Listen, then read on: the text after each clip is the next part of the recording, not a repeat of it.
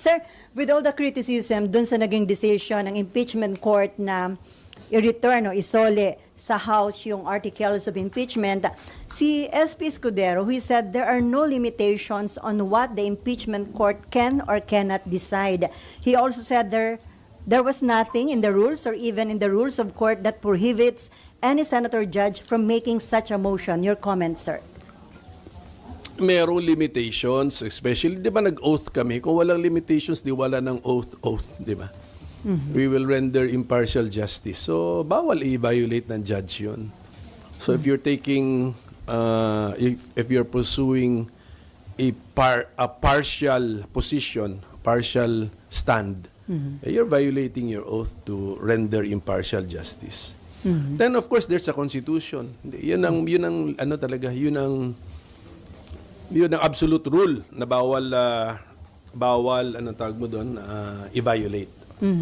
Kaya sir ba nangyari from motion to dismiss, naging motion to remand, motion to return, and recently sinabi ho ni Attorney Tonggol, yung spokesperson ng Senate Impeachment Court, walang physical na binabalik sa House, ito lamang daw ay constructive referral, meaning tingnan daw ulit ng Kamara yung ipinasang articles of impeachment at dagdagan ito ng 2 certification na hinihingi ng impeachment court. Yun na nga. So, pwedeng... Ba't binago-bago, sir? Correct. Bakit? Nakikita nyo, nag-evolve yan, dismissal, remand, return, without dismissing or terminating the case. Ganun yung tatlo eh. Tapos ang gusto lang pala nila is Constructive to ask referral. questions.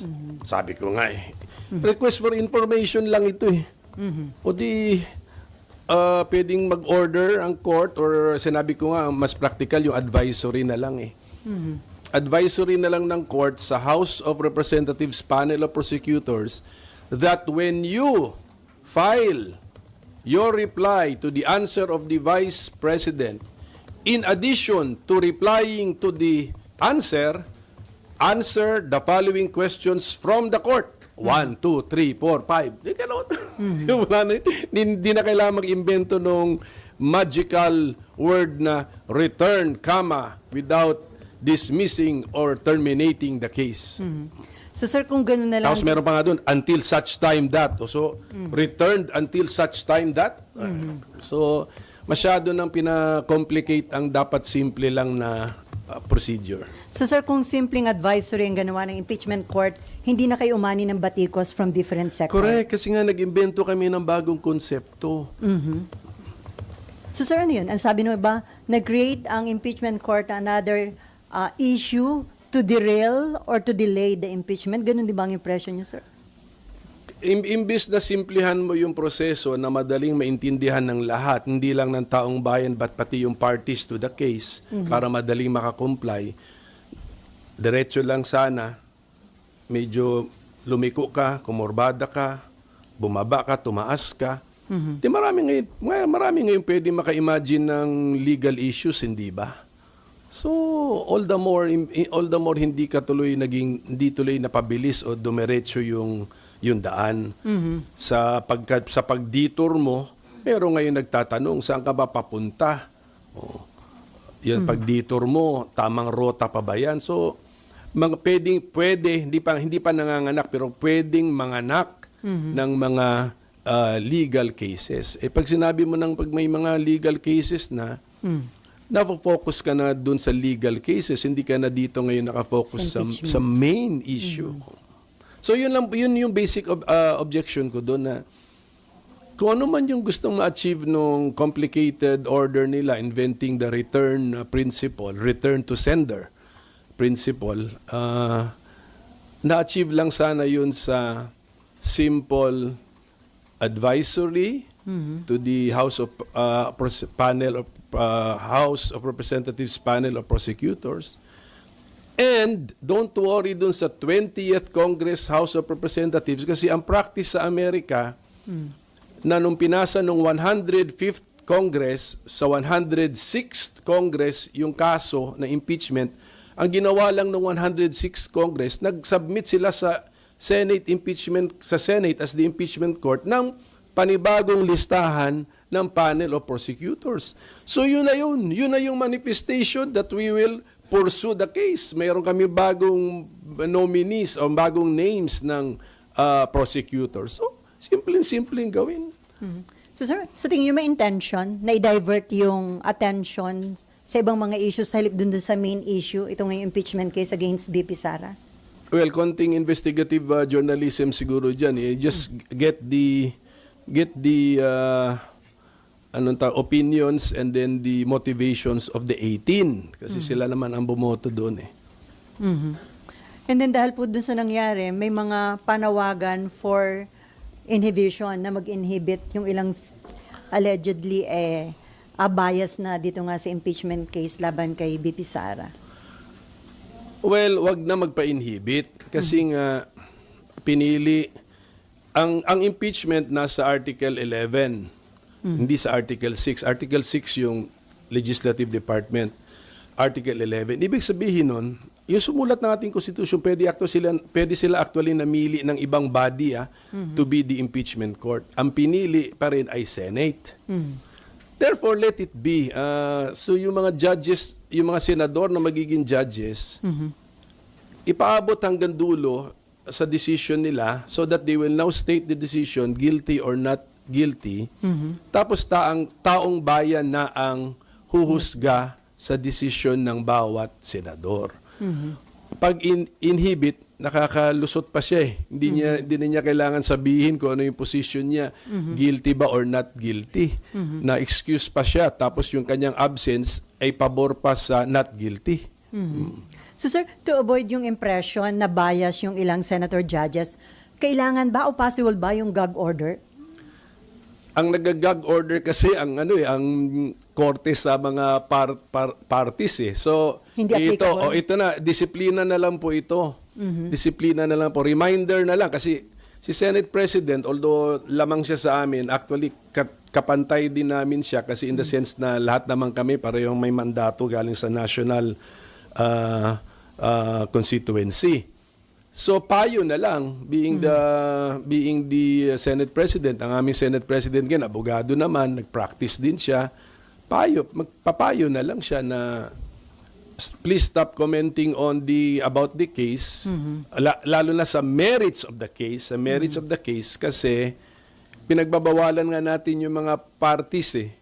Pinagbabawalan ng parties na magkomento sa merits ng case sa labas ng korte. So, dapat yung nagbabawal din, meron din dapat sapat na disiplina to also observe. Kagaya nyo, ang sabi nyo, you observe code neutrality. The cold neutrality of an impartial judge. Sir, over the weekend, sinabi nyo na hindi pa kayo ready to answer yung legal question na kapag may mga mag-inhibit, anong number magiging basis for conviction? Ngayon ba, naaral nyo na at may sagot na kayo doon sa tanong na yon? Ang logical answer, kasi hindi ko alam kung tama ako, pero sa wording lang ng Constitution, kailangan all the members of the Senate and 2/3 doon ay magsabi ng guilty bago masabi nating na-convict ang impeached officer. So, kung mayroong senador na absent, may sakit, siraan tiyan, nasa abroad, nag-inhibit, nandun, ayaw magsalita, ayaw magpaliwanag, tinanong, guilty or not guilty, tumahimik lang, ayaw magsalita. O lahat yung hindi counted na nagsasalitang guilty. Ang binibilang natin dito yung sinasabi yung salitang guilty. Yun po ang bibilangin. So Hindi binibilang yung nagsabing not guilty. Hindi importante yun. Ang importante, ilan ang nagsabing guilty. So hindi nagsalita, counted as what, sir? Hindi siya nagsabi ng guilty. So hindi siya counted sa guilty. Kailangan umabot yung guilty ng 16. Pag hindi umabot, there is no conviction. Ganun lang po yun. Hindi na lang natin sasabing not guilty but not convicted. Pero pwede din mag-abstain. Abstain, tahimik, umalis, nag-walk out, nag-absent. Pero yung abstention considered as acquittal yun, sir? Ang abstention, hindi nagsalita ng guilty. So, hindi mabibilang sa Guilty. pagbilang natin ng guilty at kailangan 16 para masabi nating na-convict. Okay, si Daniel? Microphone. And then Klaruhin Nimpa? lang, illegal ba yung ginawang motion on the floor? Kasi judge po yung nag-motion nung nag-convene po kayo. Illegal po ba yun? And baka pwede rin po ba maging puntos din yun ng depensa kung sakaling iakyat nila sa Supreme Court? Pag sinabi kasi natin illegal against the law, so ano siguro ito, against the oath. I think it's against the oath. Kasi naka-oath ka na, and then sasabihin mo you will render impartial justice. And yet, kinampihan mo na yung argumento ng isang partido. Pero, well, it has happened, and then hindi naman pinagbotohan na actually inatras eh. Inatras naman ni Senator Bato eh.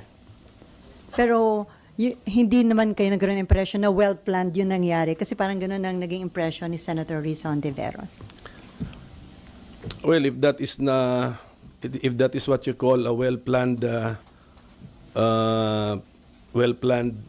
action, 'di ba? Parang pinapa-withdraw yata kay Senator Bato, ayaw niyang i-withdraw eh. Tapos so I don't know if it might have been planned but it was not well planned.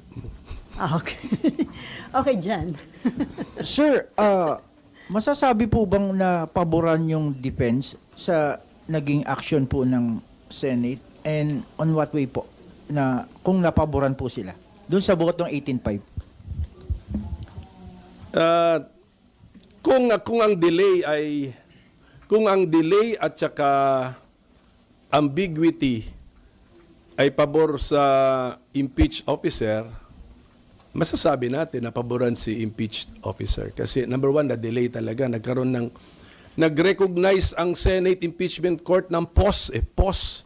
This is a pause consciously made or adopted by the Senate Impeachment Court. Nag-pause siya eh. Conscious niya ginagawa.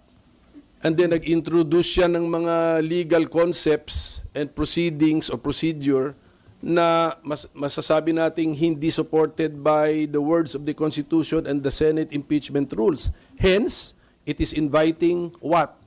Yung sinabi ko noon, it's inviting a case. So, and a case equals delay. So, yun po yun. So, yun po yung danger na nangyari doon. Sir, from Marlon Ramos, get well soon. How do you feel about other senator judges openly lawyering for the defendant in the Senate impeachment proceedings? Well, katulad na sinabi ko, since yun yung kaya nga sinasabi natin, 'di ba, ang impeachment halong judicial legal plus political. So, yun na po yun, meron din political price to pay. So, I will leave that to the judgment of the Filipino people. So, sila na po. Kaya nga hindi nga ako conscious na naka-live pala tayo noon. Nalimutan ko na ganun palang interest sa impeachment. Naka-live na yata kayo, coverage. So ganun. So ibig sabihin nun, ang taong bayan na talaga ang mag-judge po sa kilos, actuation, salita ng ating mga senator judges. Okay, before Mab, sir, yung kampo ni BP Sara, nag-submit na sila ng formal entry of BP Sara's lawyers. Patunay po ba ito na buhay at umuusad na yung proseso ng impeachment against the Vice President? Oo nga, pero pagkabasa ko, meron yatang ad cautelam pa, pati yung appearance. Ang ibig sabihin ng ad cautelam with caution. So, isipin mo, so ibig sabihin mo, meron pa silang gustong sabihin na nag-a-appear kami, pero may mga condition ito ha. So ibig sabihin nun, hindi ko alam kung ginamit nila na dahilan sa ad cautelam notice of appearance nila ay yung order ng impeachment court noong June, June 10. So imagine mo kung wala yung ganun, kung straightforward lang yung order. Mag-ad cautelam appearance pa ba ang mga abogado? Dapat lang yan, straightforward. Bakit? Kaya magtatanong ka, bakit with caution pa ang appearance nyo sa korte namin? Ano palang ibig nyo sabihin? Pero considering na from Fortune, Narvasa, and Salazar legal at office, ano to, mga big time po ba itong mga abogado ni BP Oh, Sara? kilalang law firm po yan. Okay, Mav. Sir, kapag ngayon po kasi 'di ba merong order, merong nga po pinapasubmit sa HOR. Sir, if they don't submit, what do you see happening? Meron po kasing concerns na ano ba, magkaka-deadlock, di uusad, ano pong pwedeng mangyari kaya? Yun na nga. Yun na nga. That's my point na it should have been a straightforward procedure na lang. In the first place, merong ang presumption of regularity. Number 2, ang initiation, sabi ng Constitution, ang initiation ng impeachment duty and responsibility ng House. Ang trial and decision-making sa impeachment duty and obligation ng responsibility ng Senado. Nag-file na nga ang House. Bakit pa namin sinasabing, certify nyo nga na, i-certify nyo nga na hindi unconstitutional yung ginawa nyo. Siyempre, nung kumilos ang House, siyempre sa mata ng House, hindi naman unconstitutional yung ginagawa nila. Wala namang Senate or House, pag nagpapasa kami ng batas dito, although later declared unconstitutional by the Supreme Court, nangyayari na yan. Not only today, but decades ago, nangyayari na yan. Hindi po consciously pinapasa ng Kongreso yan na we will consciously pass an unconstitutional law. Sa mata namin, when we passed it, it was constitutional. Although, nung further study ng Supreme Court, declared unconstitutional. So, ganun din yun. When the House passed that verified complaint, which became the articles of impeachment, sa mata nila, for sure, hindi unconstitutional yung ginagawa nila. O ngayon, binalik na namin para sagutin kami na, siyempre, hindi unconstitutional sa mata namin when we made it. So, it really caused unnecessary delay. It introduced a maneuver, a detour na hindi na kailangan gawin. It introduced legal concepts na not so clear ang meaning. When number 1, we could have just assumed it, and then number 2, we could just have asked them simply without returning. Okay. Isang follow-up lang po. So sir, ano nga pong mangyayari if they refuse to answer yung clarification at yung attestations? Hindi lang yata yung refuse to answer or even fail to answer while the 19th Congress House is still existing. Yun yan eh. Pwede kasing hindi ka nag-refuse to answer but inabot ka na ng June 30, 12 noon. So yun na, nag-i-introduce tuloy ng other legal questions. Kaya nga, I hope the House of Representatives being a party to the case, sila nga ang nag-initiate nitong kasong ito, they should try their best to comply with the order of the Senate Impeachment Court. Kaya nga paano doon nila Comply sila kasi party sila at sila ang nag-file ng impeachment case. Pero sir, yung second order, parang mahirap nila i-comply. Hindi pa naman daw, wala pa yung 20th Congress. Ito na yun. No. So pag pinanganak na yung kausap. Yung kausap ng Senate Impeachment Court sa second paragraph, hindi pa pinapanganak. Okay. Another question from Marlon Ramos. Is there a need for the Senate to wait for the Supreme Court's intervention even on matters that impeachment court could decide on? No, do not wait for the Supreme Court to act. Ang Supreme Court, hindi namin consultant. Huwag namin itratong consultant at Supreme Court. So tuloy lang Lahat dapat. ng mga maliit na bagay, pasa sa Supreme Court, pasa. Hindi po, hindi consultant ang Supreme Court. Sa dami rin ng caseload ng Supreme Court. Anyway. Pero sir, follow pa. And- Di ba may, I think dalawa yata yung nakapile sa Supreme Court. And then parang wala pa silang ginagawang decision. So ibig sabihin sir, talagang parang gusto lang nila magtuloy lang talaga yung impeachment. Tingin nyo ba? Yung mga kaso sa Supreme Court, pag na-file na, let them be. Let them be. So, and then kung may TRO, sunod tayo. Pag walang TRO, dapat naniniwala tayo sa inumpisahan nating procedure na pwedeng ituloy. So sir, tingin nyo ba sir, since hindi naman sila naglalabas talaga ng TRO, so ang message ba tingin nyo ng Supreme Court is talagang dapat ituloy lang? Walang message ang Supreme Court. Hindi siya political body. Basta, ano siya, korte siya eh. Hintay lang tayo, passive lang ang korte. Pag mag-issue ng order ang korte, tapos party ka dun sa kaso, susunod ka. Okay. Pag walang order ang korte, that means pwede mong ituloy yung proceeding na kine-question.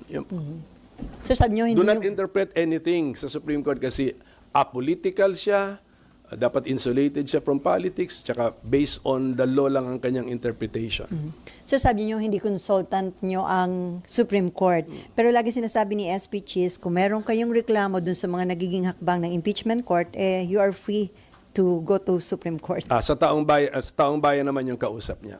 Pero wag yung attitude ng mga senador na pasa na yan sa Supreme Court, pasa na hindi natin consultant ang Supreme Court. Pero sa taong bayan yan, kung may nakikita silang hindi nila na nagugustuhan na pangyayari, pwede namang i-question sa Supreme Court. Victoria and then Nympha and then Myla. Sir, dun sa issue kung may delay, ang laging sinasabi nila SP ni Attorney Tonggol, wala namang delay kasi maghihintay ka pa ng reply ni VP tsaka ng House Prosec. So in the meantime, may pinasagot lang sila pero yung timeline is same lang daw. Yun na nga, but you're inviting some people to go to court. That is it. Yun na yun. Samantala kung diretso lang yan, wala nang issue-issue. Klarong-klaro ito eh. Ano ba itong return? Ano ba itong meaning nitong return? Pwede maganda ata, ipa-interpret sa court ito. What is the real meaning of return? So, etc. Sa ngayon, wala pa nagpa-file. So, we are not bogged down in court cases yet. Kaya nga, dun sa mga, kaya nga, kung mapapansin nyo, yung mga, may mga abogadong or even mga framers of the Constitution, against sila sa decision, and yet they're not filing. Because it may even be a trap. When you file, dinabag down ka na ngayon sa court cases which takes, sa pag-file, pagbigay mo pa lang notice niyan, pag-mail mo pa lang sa tapos na, July 28 na. So it might even be better to just wait. Ganun. Sir, malaking factor po ba sa mga nagiging development dito sa impeachment case against BP Sara at sa pwedeng maging handling ng impeachment yung 2028 election, considering na may mga participants na possible na may aspiring for higher position sa 2028? Ayoko na i-link sa 2028. Basta alam ko na may political angle talaga ang impeachment case kasi una sa lahat, high-ranking government official yung nai-impeach, posibleng the highest political officers eh.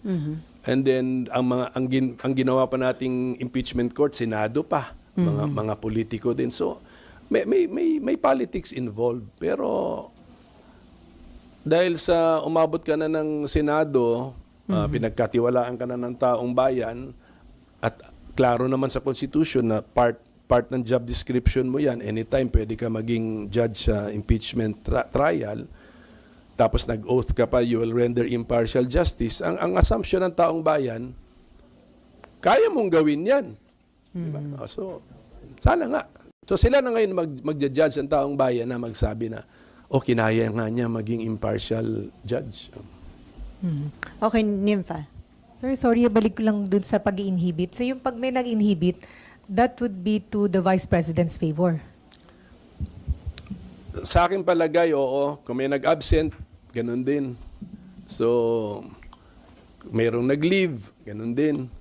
Merong ayaw magpaliwanag, ganun din. So, kasi ang pagkabasa ko talaga sa Constitution, kailangan 2/3 of all the members of the Senate. Pero yung all the members of the Senate, yun yung physically ha. So, kunyari at ngayon 23 lang kami, i-compute mo yung 2/3. Pero balik din sa 16 yun eh. Kasi walang fraction of a person eh. So 16 yun. Kailangan 16 talaga magsabi ng guilty. And 9 ang magsabing not guilty. Wala nang kailangan sabihin yung siyam. Basta 16 ang magsabi ng guilty. Pag hindi tayo maka-16 na nagsabi ng guilty, kasi tumahimik lang ang siyam, wala. Acquitted. Not guilty. Not guilty. Not convicted. Not convicted. No.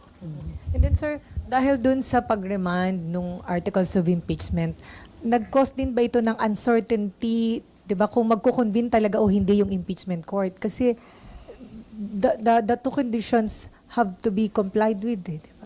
Tingnan nyo, sa kayo mga reporters, when you refer to the order ng June 10, you use the word remand. Pero sa proceedings namin doon, consciously nilang iniwasan yung remand kasi pinoint out ko nga yung remand, wala Has ka na the same ring... effect kasi, sir, di ba? Kaya nga nakaimbento nga ng return. Actually, hindi lang ito return, comma, without dismissing or terminating the case, comma, until such time that. Ganun. So imagine mo, sinoli until such time. So ganun. So, pero hawak ko pa din. Parang ganun eh. Soli ko sa iyo pero hawak ko pa rin hanggang sa may gawin ka at yung anak mo. Oh, So, diba? ibig sabihin, with that, tama po ba, Senator?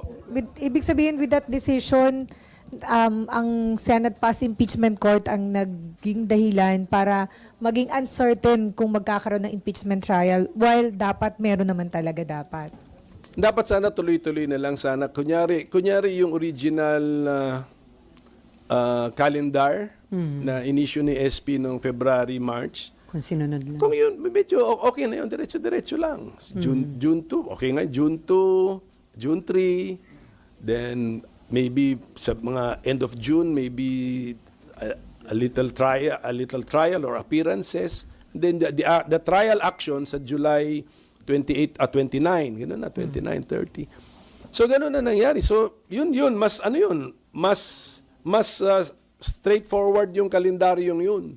Ngayon ginawa niya, may return to sender, liliko ngayon sa kaliwa. So yun na yun, nag-introduce na nga ng, actually nag-i-invite nag-i-invite ng kaso na, okay, file the cases. Pag nag-file ng case, hindi na kasalanan ng Senate Impeachment Court. Tiniyaro na kami. Question na kami. Ganun. So that is the problem. Related to that, sabi ni Marlon Ramos, do you think SP and the rest of the senators acted differently had President Marcos issued strong statements on VP Duterte's impeachment trial like Pinoy did during CJ Corona's impeachment trial?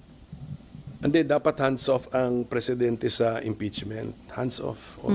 Pag tignan natin yung Article 11, there is no role of the president in impeachment proceedings. Bakit? Because the president himself or herself is impeachable. So dapat wala siyang role. Ito yung proceeding na pwedeng siya rin yung maging subject ng impeachment. So dapat wala siya talagang role. Pero sir, So ako ang sagot ko doon, walang role ang presidente, let us keep it that way. And I'm glad the president is not commenting on the impeachment. And even if mag-comment siya, it should not carry any weight sa mga impartial judges of the Senate Impeachment Court. So hindi rin siya pwedeng mamagitan between the House and the Senate kasi nagkakaroon nga ng parang, di ba, deadlock. Gusto daw mamagitan ng Pangulo. Huwag siya mamagitan kasi kunyari sa future, ang impeachment is concerning the president and then meron din deadlock ang House and Senate. Pwede din siya mamagitan about his or her own case. Hands off lang. Hands off ang presidente. Okay, pero sir, Nympha. political leader pa rin naman ng presidente, sir, di ba? So, Sa politics. Pero this is now accountability.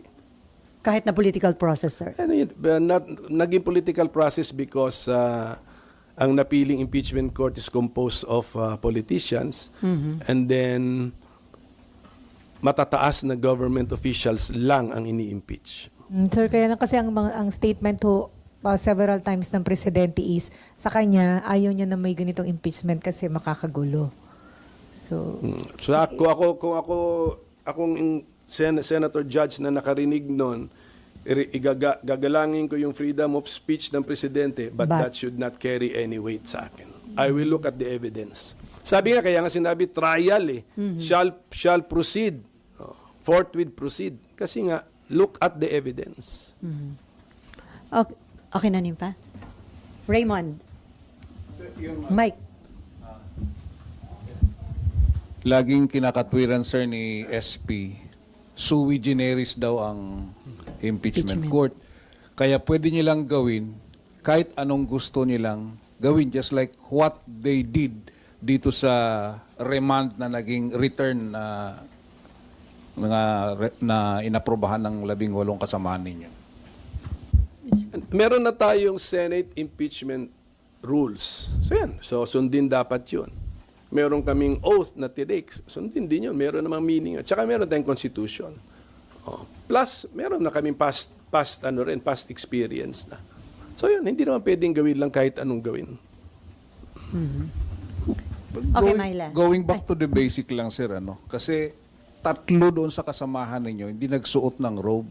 I was asking already during that time yung iba niyong kasamaan na pwede bang sumali sa proceedings yung mga ganun na hindi ka, nag-oath nga sila pero they did not wear robes. I was thinking, sir, na sabi ko nga kay Sen. Joel, simpleng basketball tournament nga eh.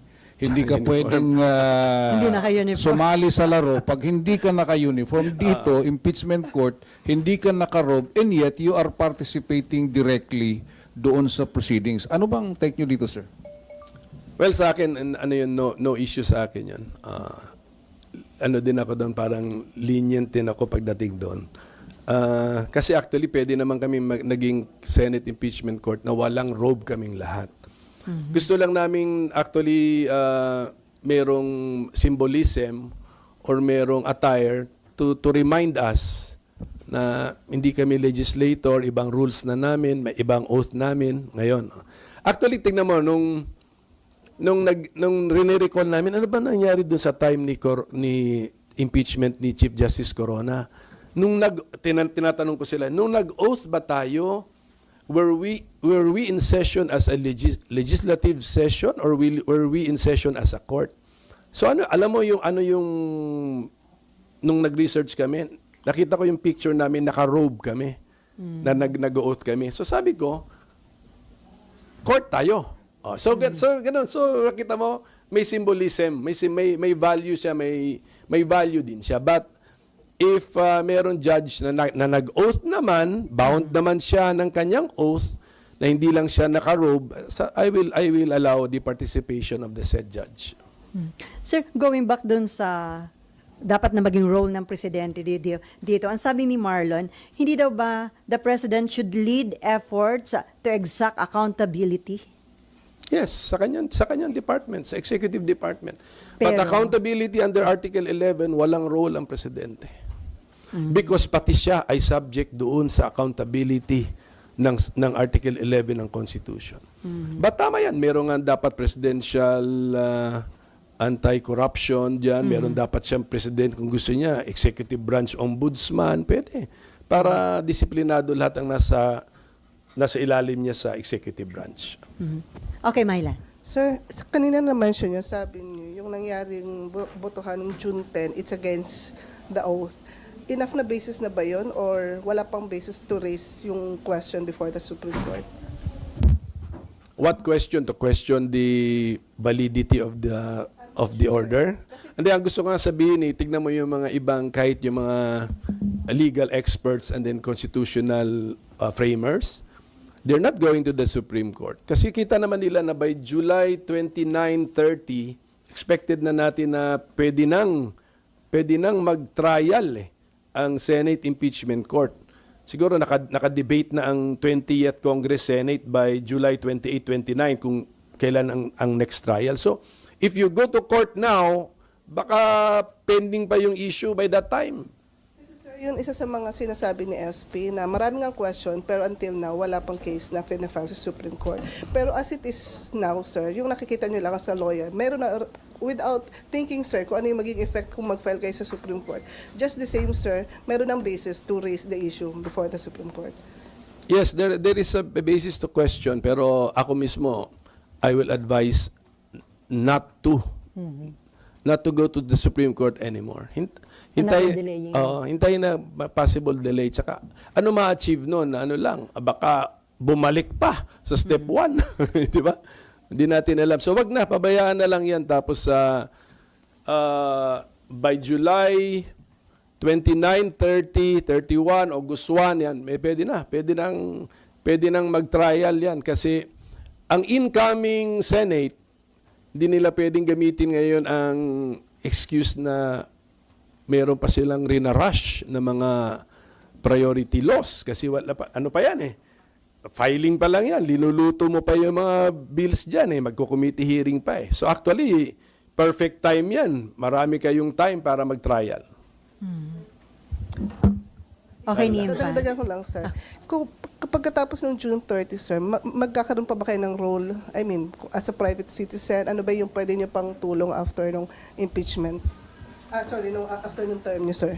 Maging ano tayo, maging commentator tayo pag sa trial, di ba? Oh.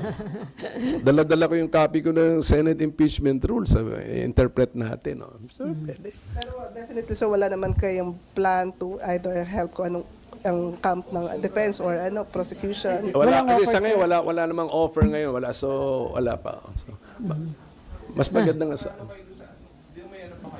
May pending. Yes, hindi pa tapos yung election sa District 1 ng Marikina. So ngayon wala pang representative. Wala pa. Saka na, let's cross the bridge when we get there. Mahirap pangunahan eh. Pero sir, pwede rin maging... Parang kausap mo yung taong hindi pa pinapanganak eh. Oh. Pero sir, pwede din kayo maging legal counsel ng impeachment court. Legal counsel ng impeachment court, pwede rin. Pero depende kay SP. Pero tanda mo, iba kami mag-isip na SP. Magkakontra. Anyway, from Camille Isa lang. Balagtas. Sige, ako muna. Sir, pag sa 20th Congress, ang sabi naman ng mga congressmen, may nakausap kami isa na malamang naman po i-comply yung order, yung 1 and 2. Kasi napanganak na yung Biden yung 20th Congress eh. So sa pag Hindi, sino mag-comply nung 1? Si 19th. Yes, sir. Si 19th na, nakausap eh. opo. Tapos, Yung 19, sir. yung pangalawa, walang choice except si 20th 20. Congress. And then, sir, kung makomply yung order na yon, dapat automatic na yung trial o dependent pa rin dun sa magiging composition ng Senate kung tutuloy o hindi. Kasi pwede din daw magbotohan ba kung tutuloy sila sa trial o hindi? Dahil doon sa question, sir, kung pwedeng tumawid o hindi. Basta sa mata ng court, ang assumption mo, nag-comply na sa dalawang ano. So, sa mata ng court, okay na. Ano na yan? Done. Okay. Completed. Resolved. Okay. So, anong next? Trial na. O, yun. So, ngayon depende na yun sa 20th Congress Senate kung merong mag-bring ng issue ko na ano ba yun? Nag-crossover ba? Namana ba natin yung impeachment case na na-file sa korte natin nung time nung mga previous judges. Eh, ang common sense sagot doon, syempre, tuloy. Kasi sa korte, yung na-file ba sa korte natin nung hindi pa tayo ang judge ay tuloy pa rin. Siyempre, ganoon talaga sa korte. Kahit na, kunyari, RTC number 1, 2, 3 ka, bago akong judge ng RTC 1, 2, 3, dati ang judge si Selly, tatanungin ko ba sarili ko, yung mga kaso ko ba ngayon na na-file nung panahon ni Selly ay tuloy pa, buhay pa? Ano sagot dun? Siyempre. Oh. Pwede pa rin silang magbotohan nun, sir. Kasi kung sa inyo, syempre, baka dun sa iba, not necessarily, Correct. O di balit, i-televise pa rin yung decision making nila dyan at taong bayan na ang uhusga sa kanila. Pwede rin siya, sir, na i-petition din sa Supreme Court. Yes, yun definitely pwedeng sa Supreme Court. Sir, from Camille, former Dean Attorney Mel Santamaria issued a strong warning citing Article 207 of the revised penal code which penalizes malicious delay in the administration of justice. Do you believe this could apply to senator judges in the impeachment trial citing the fact na may obstruction of justice?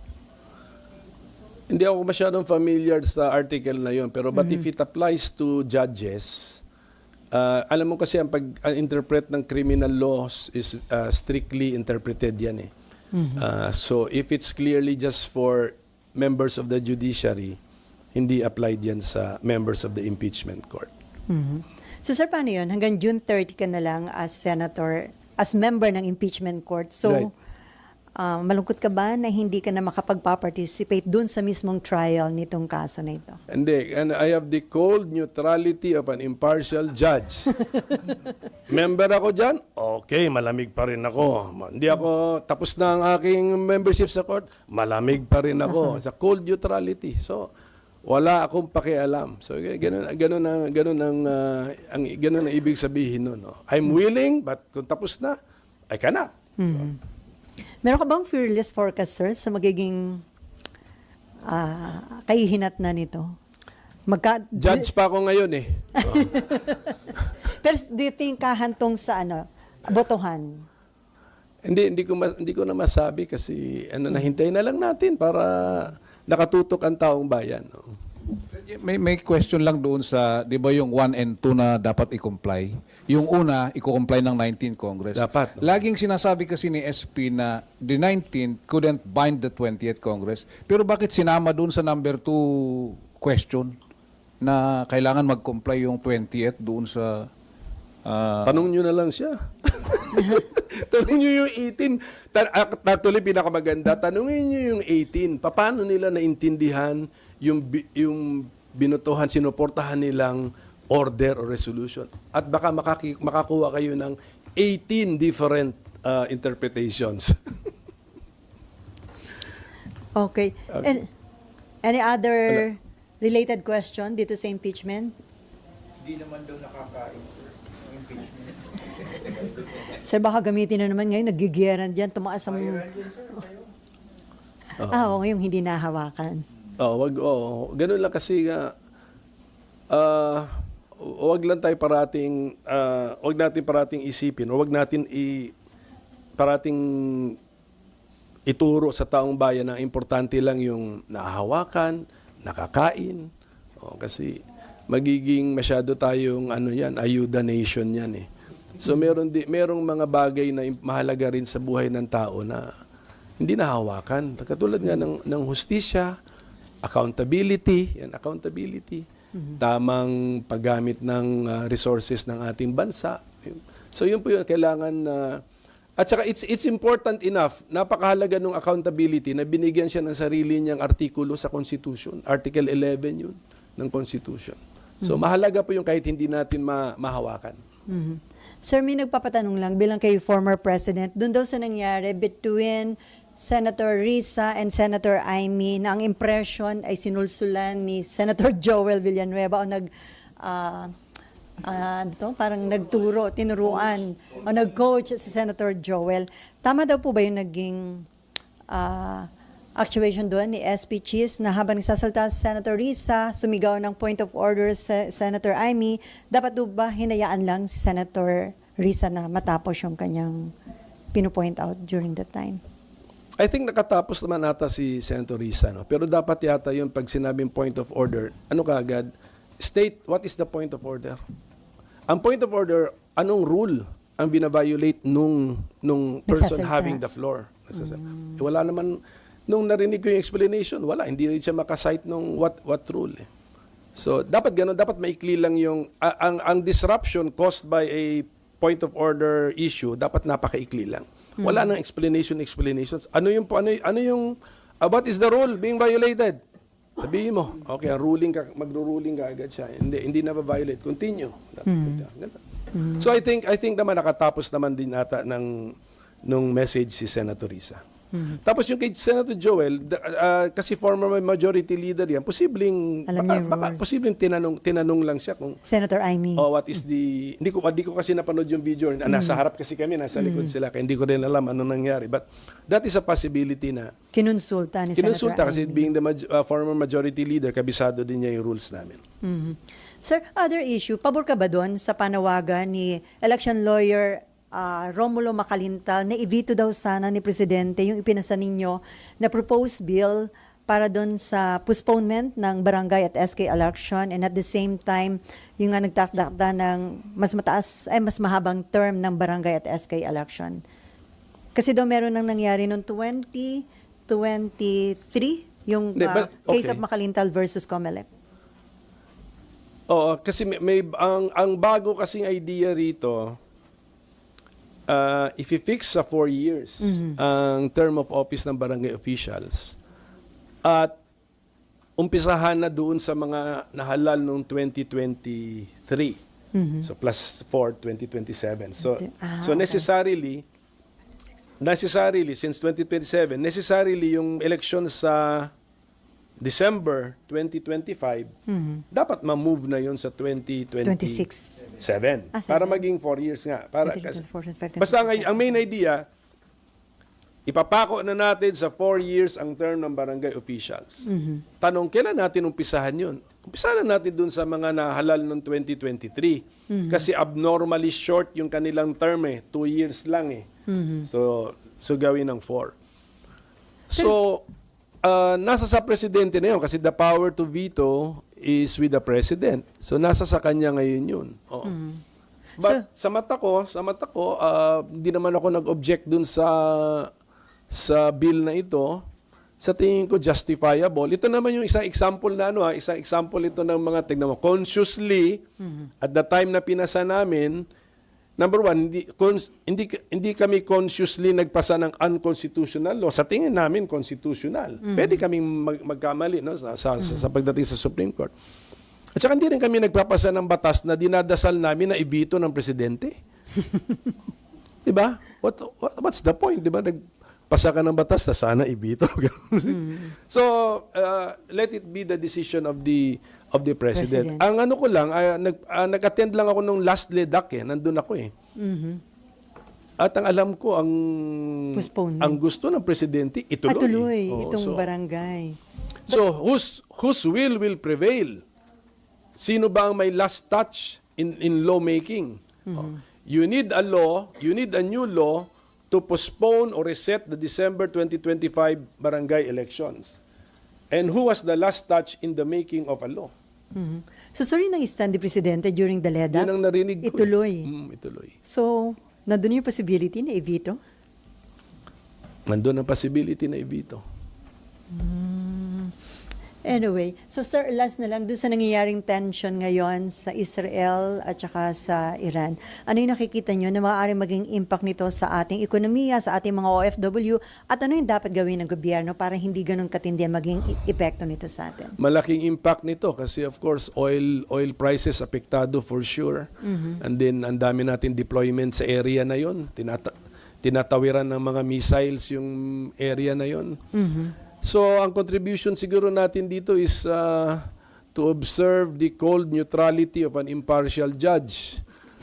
Kung pwede, mag-contribute tayo sa settlement of the issue. Huwag tayong kumampi, gumit na tayo, offer tayo to be what? Venue for talks.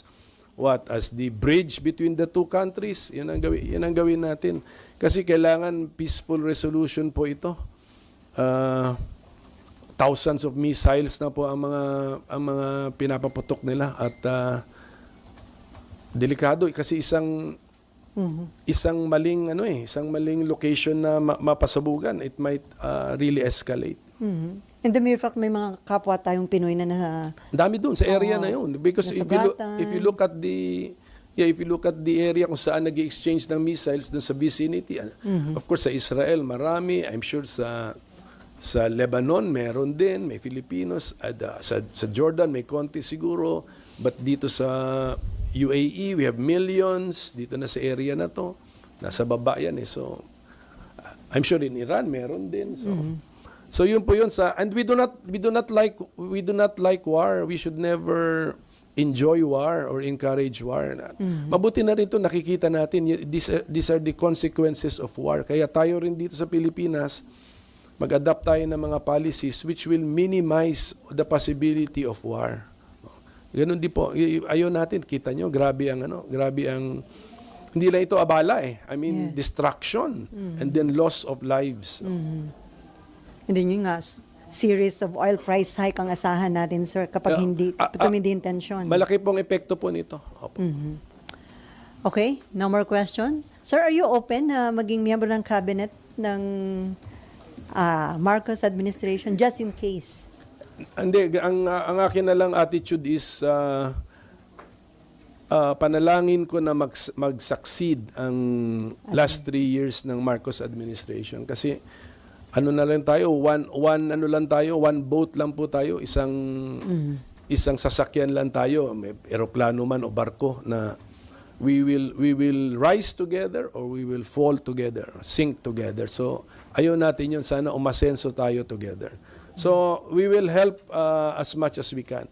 And ang gusto kong emphasize actually, kahit private citizen ka, makakatulong ka pa rin sa pag-asenso ng ating bansa.